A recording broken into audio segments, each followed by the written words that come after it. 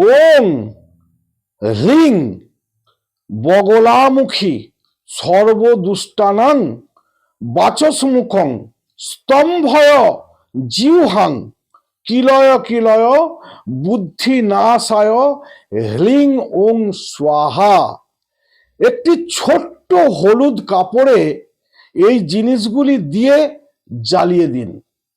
আপনার সমস্ত শত্রু বিনাশ হবে, সমস্ত শত্রু আপনার নাশ হয়ে যাবে।